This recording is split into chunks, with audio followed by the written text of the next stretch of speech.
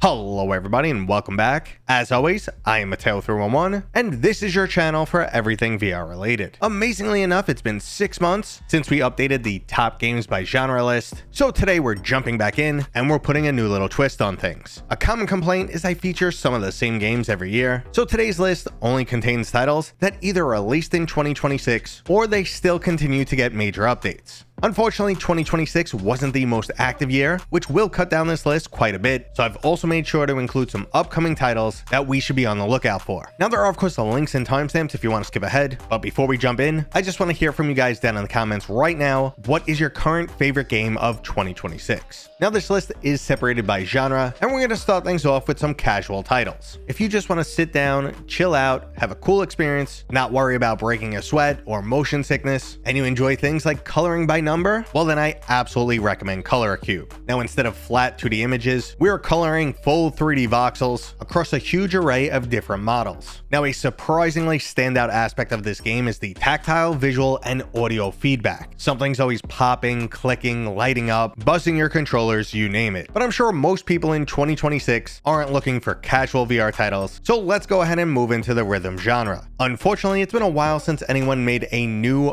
popular game in this genre, but at the same time, both Beat Saber are alive and kicking and constantly getting more licensed music. Now, the one thing I love about these games is the fact that it's fun from the casual to the pro level. You could just jump into a song and enjoy yourself, or spend months trying to complete S-tier accomplishments. Now, instead of slicing blocks with lightsabers, Beat Saber has us chasing orbs, and it sort of naturally makes you start dancing. Now, I don't really have a preference in the two titles, but I will say I absolutely love those synced crazy audio-visual experiences that Synthwriter has, because it just absolutely sucks me in. And speaking of being sucked in, let's move into one of my favorite genres, the co-op RPG. Legendary Tales not only delivers some of the best VR physics-based combat, but it also delivers a massive open world, incredible mechanics for character and weapon crafting, some truly challenging boss fights, and the massive cherry on top, 4-player co-op. Now, another game that slides right in here and is very similar to Legendary Tales is Dungeons of Eternity. This is another 4-person co-op RPG, where the focus is on leveling up and unlocking new gear, which allows you to journey to harder and harder dungeons. Now, overall, this game is a little bit more straightforward than Legendary Tales, so if you're more about just jumping into the action with your buddies, this one might be more right for you, but either way, these are great options for co-op fans. Now, an excellent new option is Teenage Mutant Ninja Turtles Empire City, as this is a dream come true for anyone who grew up in the 80s and 90s. You get to take on the role of iconic New York City crime-fighting mutant turtles. VR is all about embodiment, and this game absolutely nails it with some incredible animations and other details that only true turtle fans could nail. Now, even with its lackluster combat and younger themed content, I still really enjoyed this one and highly recommend it if you have a bunch of co-op buddies. And another new co-op game that was absolutely fantastic was Titan Isles. From the same studio that gave us Windlands 1 and 2,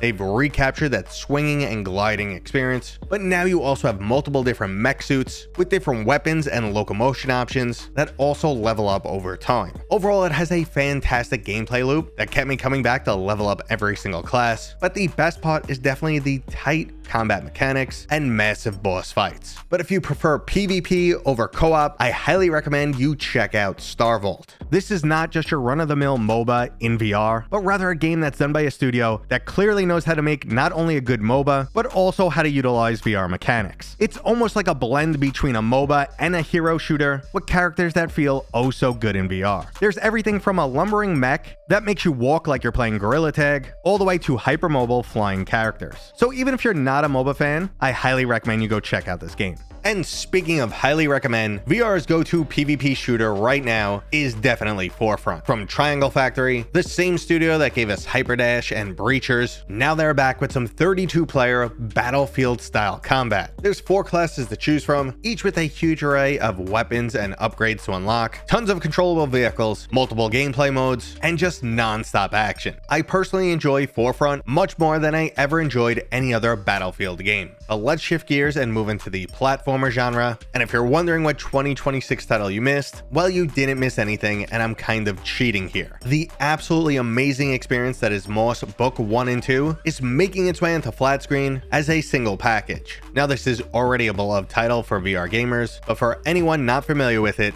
Here you get to take on the role of Quill, the world's most adorable mouse. That's right, Minnie, Mickey, and whoever else is out there, eat your heart out. Quill is way cuter than you. She's also a badass who knows how to fight back and even speaks to you in sign language. Now, when I say I fell in love with this game, I am not joking. Everything from the graphics, combat, storytelling, and puzzles are all top notch. You also end up feeling like you made a lifelong buddy by the time you complete this game. The attention to detail here is just unmatched, just like the mechanics in our next game, Blade and Sorcery. This physics-based RPG-inspired fighting game delivers some of VR's best combat. Sure, there's a little bit of jank, and the Quest version doesn't run fantastic, but this was the type of game I used to dream of as a little kid playing Dungeons & Dragons. I couldn't wait to the day that I could actually embody that character and go around beating people up. Now, this title was refined across years of early access, and there's also a massive amount of user-generated mod content out there. This is a staple VR title that at least everyone should give a try.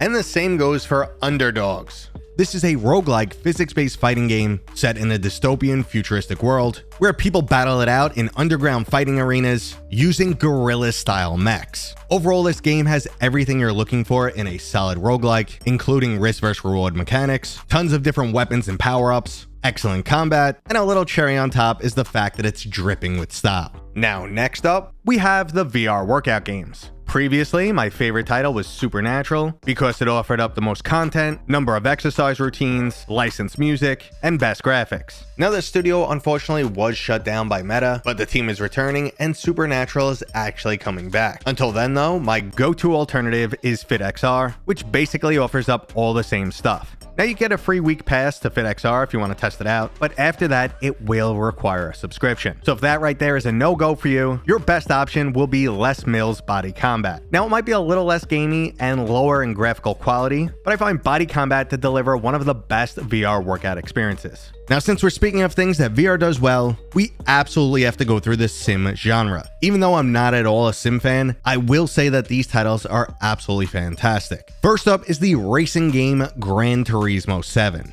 When it comes to playing video games, racing titles are at the absolute bottom of my list, but I still found myself completely addicted to this title. There's nothing like having your very own series of racing cars and tracks that you could access from your house anytime you want. If you're already a racing fan, this game is an easy 10 out of 10, and you could spend hundreds of hours in it. But if you'd rather take to the skies, Microsoft Flight Simulator 2024 is absolutely stunning. It's like the designers meticulously recreated the entire Earth and gave you a whole bunch of 100% realistic airplanes to fly around in. Now, you will need a pretty high-end PC to really enjoy this, and it's the type of game that you can't really just jump right into. It's much more of an investment. But if you do enjoy flight sims, there's honestly nothing better. But I use VR to escape reality, and I prefer things, let's say, a little bit more reckless. This is where Flat Out 4 comes in. Not only is this another amazing port from Flat the VR Studios, but it's easily my favorite VR racing game, to the point that it got me to go buy a wheel setup. So if you need a little extra violence or chaos in your racing games, definitely check out Flat Out 4. Now, another excellent port from the same studio was Wrath Aeon of Ruin. This old school boomer shooter style game was made so much more brutal